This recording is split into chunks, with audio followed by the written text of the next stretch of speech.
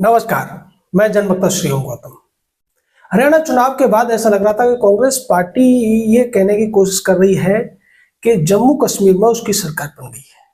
लेकिन जम्मू कश्मीर में उमर अब्दुल्ला ने जिस तरीके से कांग्रेस पार्टी को ठेंगा दिखाया है, उसके बाद अब कांग्रेस पार्टी के न तो अध्यक्ष की जुबान से कुछ निकल रहा है और ना ही उसके सर्वे सर्वा यानी खानदानी राजकुमार राहुल गांधी की जुबान से कुछ निकल पा रहा है।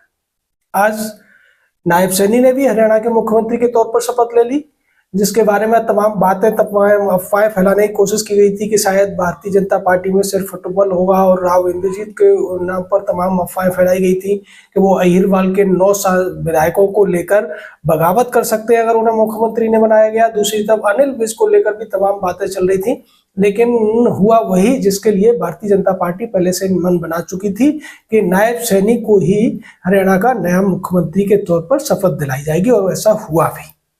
ये तो एक सीधी सादी घटना थी, क्योंकि भारतीय जनता पार्टी एक अनुशासित पार्टी मानी जाती है और वहां पर इतनी ज्यादा इन चीजों को लेकर बहुत ज्यादा मारी मारी नहीं रहती है, और खासकर तब जबकि प्रधानमंत्री के तौर पर नरेंद्र मोदी केंद्र में बैठे हुए हैं तब।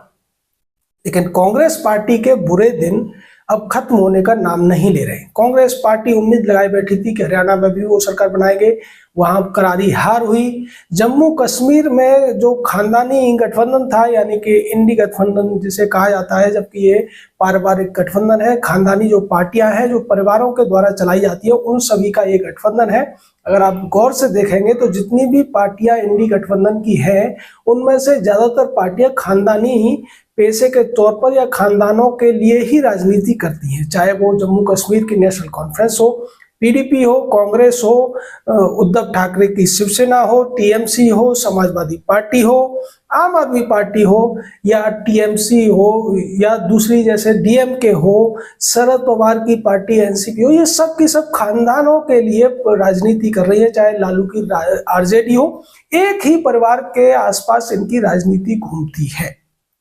लेकिन अब जिस तरीके से 42 सीटें हैं उमर अब्दुल्ला को मिली कश्मीर में, और उसके बाद में ऐसा लग रहा था कि कांग्रेस पार्टी फिर भी मांग कर रही थी कि उप मुख्यमंत्री का पद उन्हें दे दिया जाए, लेकिन उमर अब्दुल्ला ने उप मुख्यमंत्री का पद अपने ही पार्टी के उस विधायक को दिया जो कि जम्मू रीजन से जीत कर आया था और जिसने भारतीय जनता पार्टी के प्रदेश अध्यक्ष रविंद्र रैना को हराया था।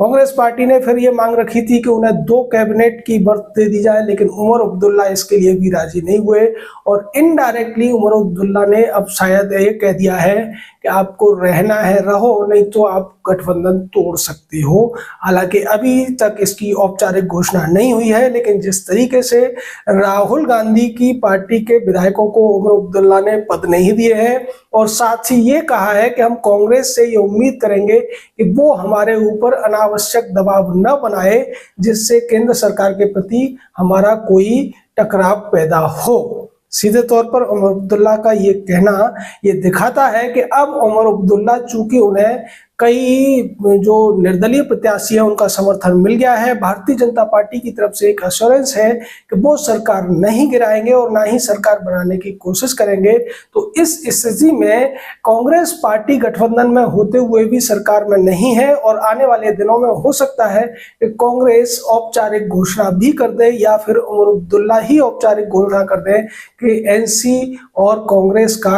अब कोई गठबंधन नहीं है। हालांकि जैसा कि सुनने में आया है कि पीडीपी ने भी ये कहा है कि सरकार हमारी ही बन रही है, क्योंकि पीडीपी भी इसी इंडी गठबंधन की सदस्य है जो कि खानदानी पार्टियों का गठबंधन है, और पीडीपी भी एक खानदानी पार्टी है।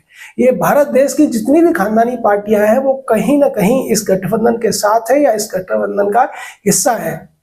जैसे कि ओबीसी की पार्टी इस गठबंधन का हिस्सा जरूर नहीं है, लेकिन वो भी इसका समर्थन करते हैं। और अब इस गठबंधन का जो अध्यक्ष हैं या फिर जो सबसे बड़े नेता कहे जाते हैं तथाकथित रूप से, मल्लिकार्जुन खड़गे भी मुसीबत में फंसते हुए नजर आ रहे हैं। वक्फ बोर्ड की जो जेपीसी बनी थी उसकी मीटिंग में अब मल्लिकार्जुन खड़गे पर जो आरोप लगा है वो आरोप बहुत चौंकाने वाला है। गुलबर्ग के एशियन मॉल का एक मामला खुलकर सामने आया है। कर्नाटक के पूर्व जो वक्फ बोर्ड के अध्यक्ष थे अनवर मणिपन्नी, उन्होंने एक आरोप लगाया है कि वक्फ बोर्ड की संपत्तियों को मल्लिकार्जुन खड़गे ने कब्जा कर लिया है। इसको लेकर सोशल मीडिया पर लोग भी ताज्जुब कर रहे हैं कि जिस वक्त बोर्ड ने भारत की तमाम जो सरकारी और गैर सरकारी आम आदमी से लेकर सब खासो आम की जो जमीनों को कब्जा कर लिया, उसकी जमीनों पर कब्जा करने का कारनामा करके दिखाया है मल्लिकार्जुन खड़गे ने।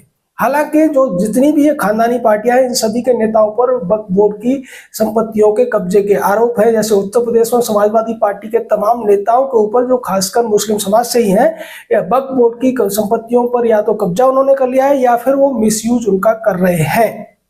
ये आरोप आने के बाद में जेपीसी में जितनी भी खानदानी पार्टियों के मेंबर थे, उन सब ने वॉकआउट कर दिया था और अब इस पर हायतोबा मची हुई है। तमाम लोग इसको लेकर जो लोकसभा के स्पीकर हैं, अध्यक्ष हैं ओम बिरला, उनको भी शिकायत दे चुके हैं।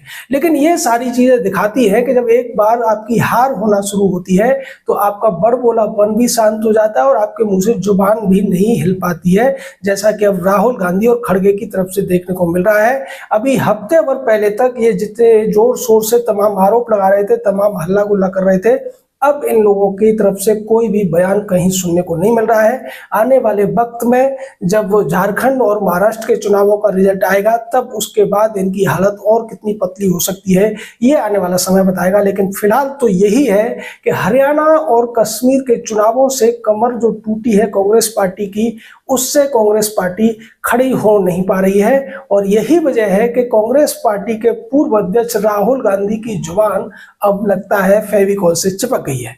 जय हिंद, जय भारत।